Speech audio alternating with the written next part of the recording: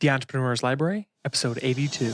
Welcome to the Entrepreneur's Library, the only book-centric podcast that reviews all the top-selling business books and shares authors' perspective firsthand. This is your resource to finding the next great book that will enable you to grow personally and professionally. Welcome your host, Wade Danielson. Thank you for joining us on the EL, and thank you to those of you that have checked out our new show notes page and left us some great feedback. And today we have Chris Van Gorder, author of Frontline Leader, Building a High-Performance Organization from the Ground Up. Welcome, Chris, and thank you for joining us on the Entrepreneur's Library.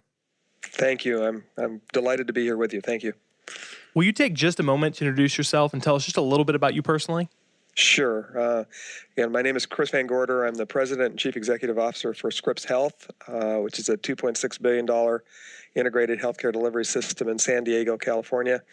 I started here actually 15 years ago as the Chief Operating Officer and found myself vaulted into the position of Chief Executive 6 months after I arrived, when the company was kind of going under in many ways. We were losing money as an organization. We'd received votes of no confidence from our medical staffs at all of our hospitals. We had an annual employee turnover that was 25%. It was a mess, and we had about, as I recall, about 55 days cash on hand. So we were in bad shape. So prior to that, I've been in healthcare for more than 30 years, all in California. I started my career actually as a police officer in LA County for a short period of time, really, when I was injured in the line of duty. And unfortunately in and out of hospitals for the next year. The city retired me, and the hospital that took care of me ultimately hired me as a department director, and then I went back to graduate school and ended up in healthcare administration. I'm also a volunteer back in law enforcement today. I'm actually a reserve assistant sheriff for the San Diego County Sheriff's Department, responsible for the law enforcement and search and rescue reserves. And I'm, among other things, a fellow of the American College of Healthcare Executives and former chairman of the organization, which is more than 40,000 strong around the world. Excellent. Well, Chris, thank you for sharing that. Now let's jump right into your book, Frontline Leader, which we've made available for purchase on November 3rd, 2014. And Chris, we're going to move quickly, but here we're really going to cover the top questions that our reader/listener wants to get answered before they purchase a book. And the first one is, what was the inspiration behind writing Frontline Leader? Well, our organization now has been rated as a top 100 employer by Fortune magazine for the last 7 years. And about a year ago, actually it would have been in March of 2013, the Fortune magazine ran a story on me that was spotted by a literary agent by the name of Lauren Rees in Boston, who contacted me and said, "You've got this crazy story, a cop injured in the line of duty, almost killed and taken care of by a hospital, and now you're running a $2.6 billion healthcare system that's one of the top in the country. You ought to write a book." And, I thought about it. I suspect a whole lot of people think about writing books, and really never felt that I had the time to do so. He convinced me otherwise, and with the support of the organization, I made a decision to write a book, and it's now out. Perfect. So, Chris, there's a lot of books that come out each month on leadership in general. So what makes your book different from others regarding the same topic? Well, I read a lot of books as well, and you're absolutely right. There are a lot of books on leadership and management and turnarounds and all of those types of things. But usually they're written by academics, not necessarily the people that lived through a downturn and then an upswing and a complete turnaround of an organization. And I wrote this one so that it's frankly very easy to read. It's actually a pretty quick read. And in some ways, it's almost based on many case studies. I wrote the book really by writing stories and telling stories, real life stories with real life people who've given us permission to talk about them, and we talk about all the aspects of really doing a turnaround from re-engaging frontline employees, to re-engaging physicians who are angry, completely turning around the economics of the organization, and then taking it to a whole different level. Today, we're the only AA rated healthcare system now in California. with a very, very strong balance sheet and poised for enormous growth, working in lots of research and education. And, we have a huge genomics program, and we're working on wireless. I mean, all these different kinds of things that 15 years ago would have been absolutely impossible when the organization was going under. So, it's what I believe, at least for us, the formula for a turnaround that not only gets you an economic return, but changes the culture of the organization and allows you to be poised for future growth. So based on what you were just discussing, with the average reader that's going to read this, how do you suggest that they engage with your books? Is this one they should really, dive in from the beginning and finish, or is this one that they can jump in and cherry pick different information based on what they need? That's a really good question.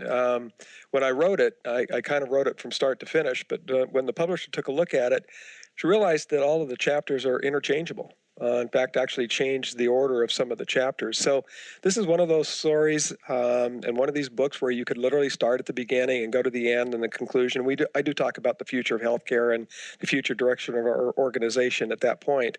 But it's also one where you can kind of pick and choose some bits and pieces from the book. Take an individual chapter and it'll stand on its own. And I have recommendations to follow at the end of each chapter. So each chapter stands on alone or it reads all together. So Chris, we're to my favorite part of the entire interview. And this is where I hand over the mic and basically ask you just to share, really take a deep dive into the content, the context of your book. Will you do that for our audience? I would. I would.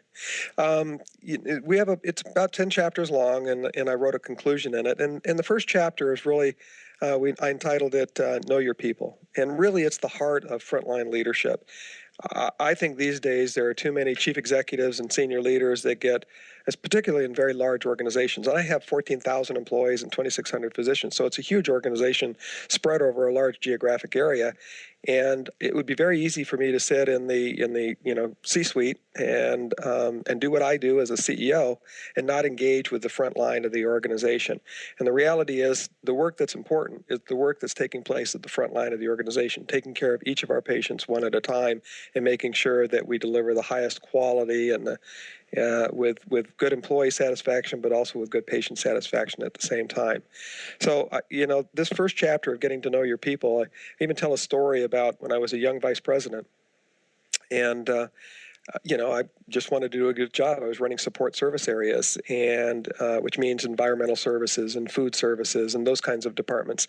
And to be honest with you, I didn't know how they did their work, so I started going down and actually, running the floor buffers with them. And of course, they'd laugh at me as it was bucking me all over the floor. And then I do a white glove thing, not so much to find dirt, but to make sure that they understood I really thought that what they were doing is important, and that I cared about their work. I had no idea at the time that, this kind of engagement was something that they had never seen before. And so I actually write a little story, and I actually have this Indian headdress still in my office today.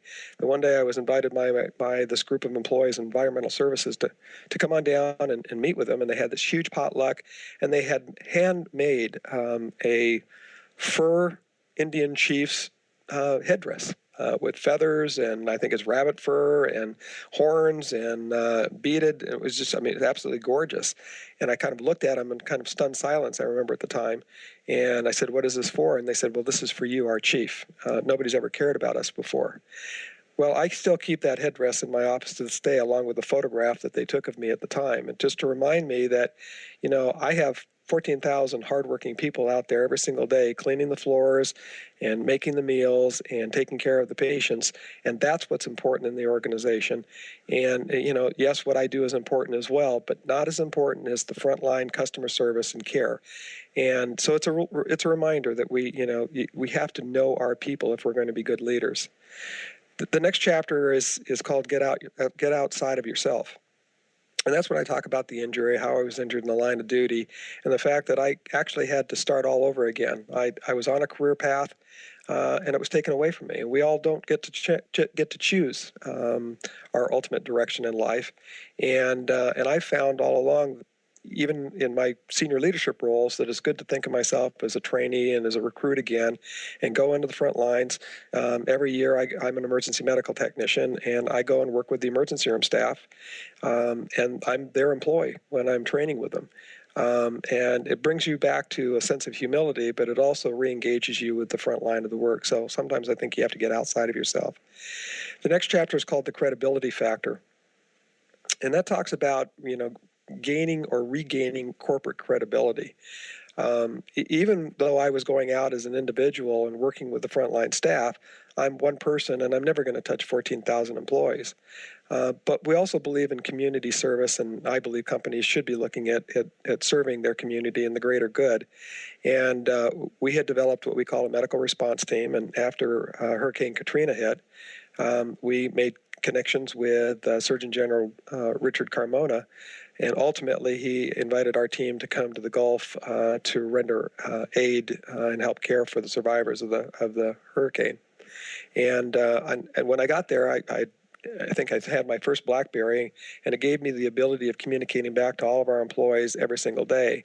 And I wrote them stories about all 14,000 employees, all 2,600 doctors, stories about the patients we were seeing and what we were doing there. And I can't tell you the hundreds of emails I received back from staff that, not offering us support, but also you could sense that the entire corporate culture was changing, that for the first time, people at the front lines across the entire organization believed that their senior leaders were just as concerned about patients and cared about patients just as much as they did. And that, we had a huge culture change just by doing that. And we did it once again with Haiti. We took in 3 teams to Haiti. I was able to actually get a satellite connection and communicate back to our employees. And that credibility that we gained, both as senior leaders and also from a mission and vision standpoint, completely changed the context of our relationship with our employees and our doctors. And so I think the credibility is awfully important to be gained or lost as senior leaders. The next chapter is about telling stories. I actually tell a story about a group of information services employees I was with one day that were feeling very frustrated because they weren't getting recognized. In fact, they were getting blamed for an install that they had no real responsibility for the things that were going wrong. All that to say is I told them about a young lady who came in to deliver her baby, got in trouble, fetal distress. Ultimately, she went into seizures and full cardiac arrest, and there were 27 doctors, nurses, and technicians that rushed in to deliver her baby and ultimately saved her life. And I asked those information services technicians, I said, now, how do you think all those people got there? And what kind of equipment did they use to help save this young lady's life and the baby's life? And the reality was, it was all the systems that our information services people actually maintained. And so I reminded them that even though they weren't in the room with the doctors and nurses, if the systems that they maintained had failed, this young lady and her baby would have died. And I said, that made an impact. And all that to say is that these kinds of emotional stories can teach and make an impact that just reading a didactic academic book will never do. And so that's what that chapter is about. Next chapter is called Create a Culture of Advocacy. And that's really about, taking care of your people. And how do you do that is by asking them. We use the Great Place to Work survey. I get over 2,700 pages of single-line comments every year, and I read every single one of them along with all sorts of statistics. And what we do from that is we develop programs at Scripps to meet the needs of our people. And this chapter really speaks about all the different kinds of systems and ways we can get information and the systems and programs we can build to help be the advocates for our people. Next chapter is called the Take Care of Me. And one of the fundamental principles I've always believed in is that it's all about me. And everybody kind of laughs when I say that, but the reality is every individual's number one responsibility is to care for themselves and their family and their faith and all those things. And usually work is second, third, or fourth down the line. And the reality is if people are insecure, employees are insecure, and they're worrying about the me, they're not going to be focused on taking care of the welfare of the company and not necessarily doing the things that they need to do for work. So the whole idea of this chapter is we need to take the me out of the equation. We need, being our employees' advocates, if we can develop the systems and the sense of security that our employees need, then they won't be worrying about me, and they'll take care of the company, in this case, our patients. And this is where I speak to our no layoff philosophy. And we're one of the few corporations you'll find that actually has a philosophy against doing layoffs. And even during the deepest, darkest parts of the recession, we didn't do any layoffs, even though we had financial challenges just like everybody else. And I would receive notes from employees that said, Chris, I'm the only person left employed in my family. Everybody else is unemployed, and I'm taking care of everybody. And thank God I work for a company that has the philosophies that Scripps has. So that's taking care of me. But there's a harder side to that, and that's, you have to hold people accountable. This is not we don't employ people and say we're going to guarantee you for a job for life, even if you're not a good employee. And so the accountability chapter speaks to what I call my three-legged stool, which is one leg is authority, the second leg is responsibility, and the third is accountability. And I define accountability in pretty stark terms. And then we have developed systems around in our organization to actually hold people strictly accountable for the goals and targets of the organization, and a very, very strict definition of accountability. So yes, we take care of our people, but at the same time, we hold them accountable for producing a good product, in this case, patient care, and being financially successful as an organization. And the reality, I've never had to terminate anybody for that philosophy. And we haven't missed now our targets for more than 13 years that I've been here. So I believe that when people understand what they're going to be held accountable for, and they're measured, they will perform.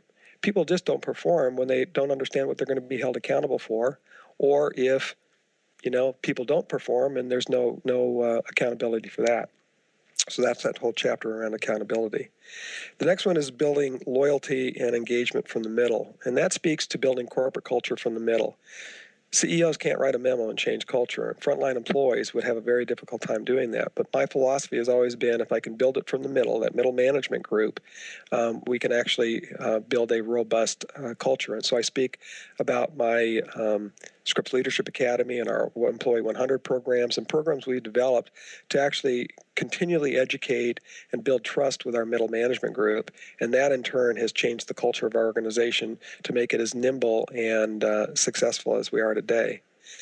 The ninth chapter is bring people together, and that speaks to the systems that we built, our physician leadership cabinet and our horizontal management, where we've literally flipped our corporate structure on its side so that we're now looking at reducing variation across the entire system. And I speak to the different systems we put in place to actually take more than $320 million of operating cost out of the system over the last 4 years without a single layoff. And that has obviously made us very successful from a financial standpoint.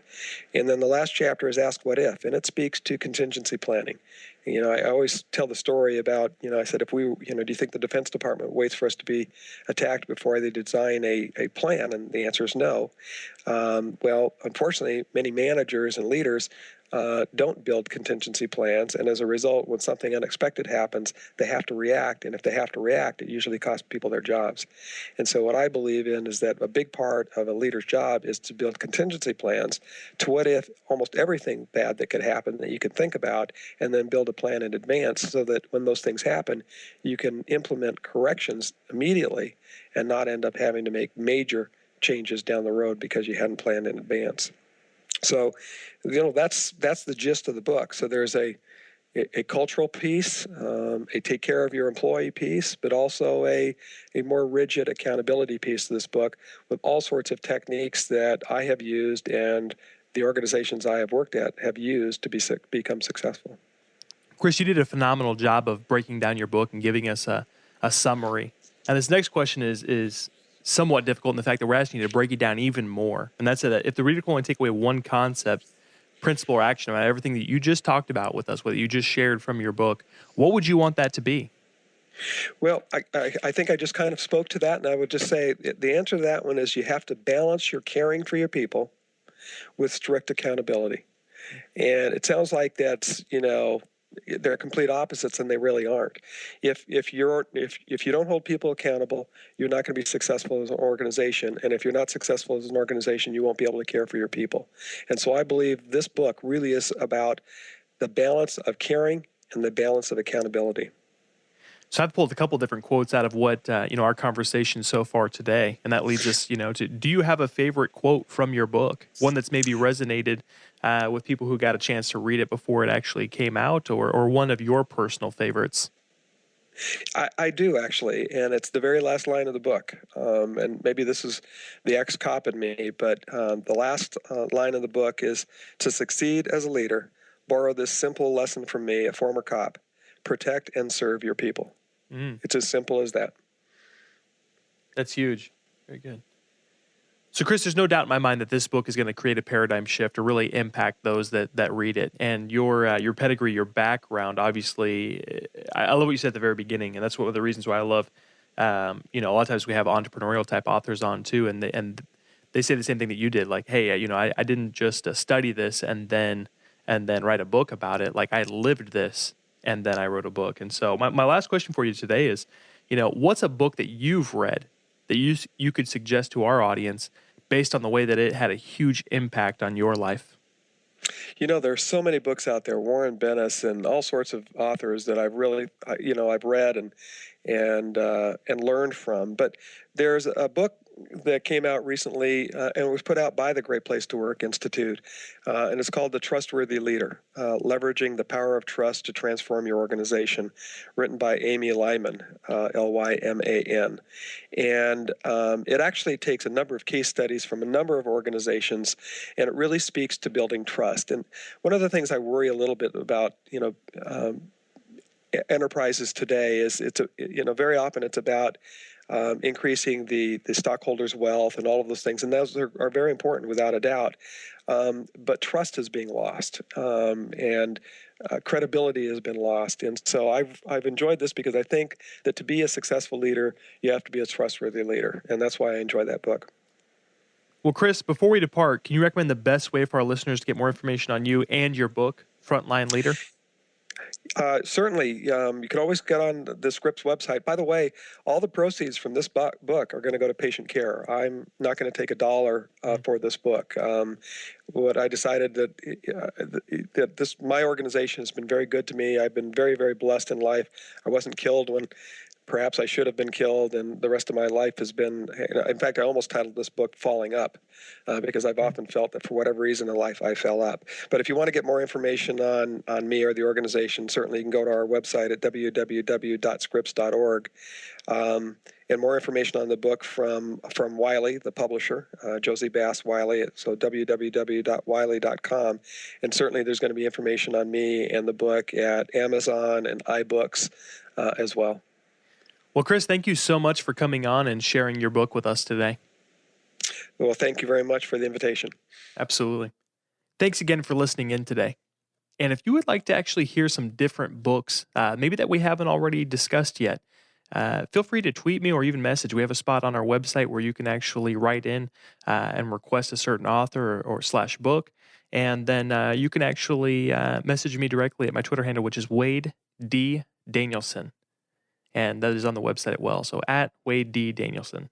And as always, if you would like to get your hands on Frontline Leader or any of the other resources mentioned by Chris, just look at our brand new revamped show notes page at the elpodcast.com. Looking for your next book idea? Head over to the elpodcast.com, where Wade shares his amazing resource, the top 10 business books recommended by over 500 entrepreneurs, with you for free. That's the elpodcast.com. Till the next time, keep it on the EL.